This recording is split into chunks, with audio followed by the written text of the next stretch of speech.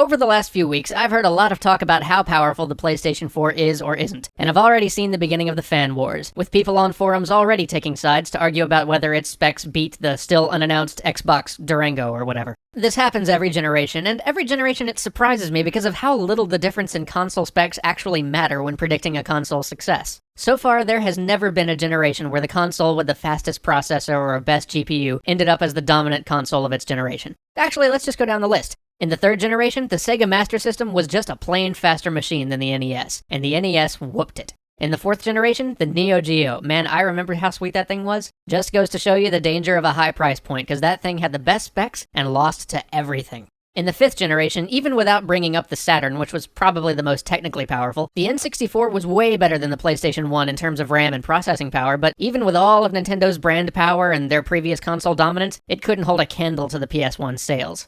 Then came the sixth generation, and in comes the Xbox with its monster processor, unbelievable GPU, and double the RAM of the closest competitor, and it sold less than a sixth as many units as the PlayStation 2 did. And finally, the seventh generation. For some reason, this is probably going to be controversial, but James has worked on games for both the 360 and the PS3, and the PS3 really is a little bit more powerful. If you could ever use that power, because it's locked away behind arcane architecture that requires code wizardry not even Sony's always capable of unleashing. Not that it matters, though, because at retail, both systems were so soundly crushed by the Wii that they felt the need to jump on the motion control bandwagon halfway through.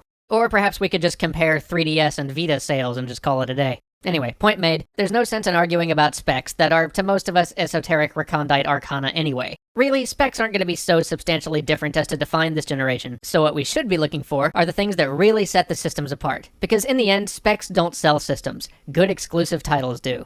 So what are the pieces worth trying to suss out when learning about a new console launch? What features might lead to interesting exclusive titles? Well, I look for anything that could make development easier or cheaper, as that's often a major concern for smaller studios and anyone taking a big risk on a game. But perhaps more importantly, I'm always looking for unique features that allow for game design that couldn't be presented on any other console. So let's look at what we know about the PS4 so far, which hopefully has not changed too much since we wrote this. First, let's talk about easier and cheaper development, because that's a quick conversation. The two big things here are the move away from cell architecture, which means that programmers used to working on non-PS3 hardware will have a much easier time moving on to projects for the next Sony console, and the move from 256 megs of system memory to 8 gigs. Now, Microsoft will probably match this with the Durango, so it may not mean much in terms of who wins the console wars or whatever, but let me tell you how nice it's going to feel from a development perspective to be able to work with more RAM. 8 gigs of non-video RAM is actually probably more than we need for most near-future gaming application, but making everything work on 256 or 512 megs of RAM for the last generation of titles has certainly been a big pain.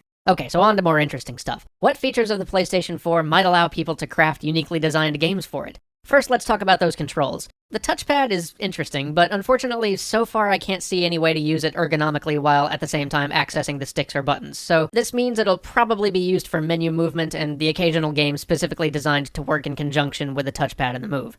But adding a touchpad probably does mean we'll see more ports of the most popular mobile and tablet games to the PS4. It's not a touch screen, of course, but the touchpad's close enough that the biggest games will find a way to make it work. But the most interesting thing to me about the controller is that built-in move bar. We've never really had motion controls that allow the player access to all the sticks and buttons of a regular controller at the same time. By combining the two, it'll certainly allow for some innovative design. Simply by registering the spatial location of the controller, it opens up everything from using the controller like a light gun to flying like a jet fighter the way they always used to in old video game ads. I don't know, it may end up just being a gimmick, or underutilized like the Vita's touchscreen, but it certainly opens up new possibilities for design. And on the software side, Gaikai streaming games is probably the most exciting thing in my mind. First, because it opens up whole new methods of monetization, which means whole new types of games. Everything we talked about in our digital arcade episode would totally be possible on the PS4. Second, because it could be a handy solution to the lack of backwards compatibility in the hardware. And third, because it functionally means that hardware-wise, the PS4 could be the last console Sony ever makes. Since everything's rendered on remote computers for a streaming service like Gaikai, the actual processing power of the machine it's running on is sort of irrelevant. Assuming that in the next few years most of the major markets for the PS4 upgrade to higher bandwidth and lower ping internet solutions, and assuming it's affordable to put server farms close enough to everybody to ensure low latency, the PS4 could be the perpetual console. I mean, there's no reason it won't be just as good at remotely rendering the games of 10 years from now as it will be of today.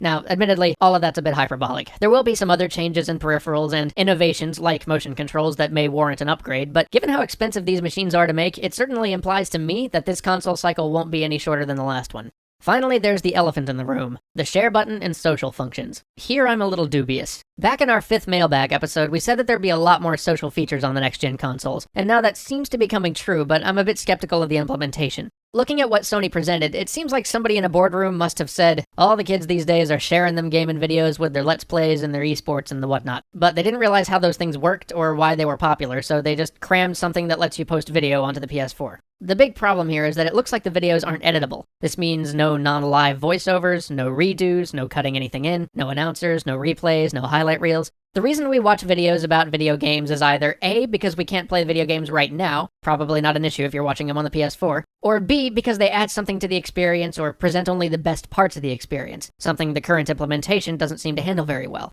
So it seems like the share feature is an answer to a problem that doesn't really exist, or at best a poor solution to something that YouTube already does well, and I bet you'll probably be able to get to YouTube from your PS4. Also, I've been told they're thinking about letting the iToy live stream the person playing the game, so look forward to that. Anyway, it'll be interesting to see what Microsoft brings to the table now. I'll see you next week.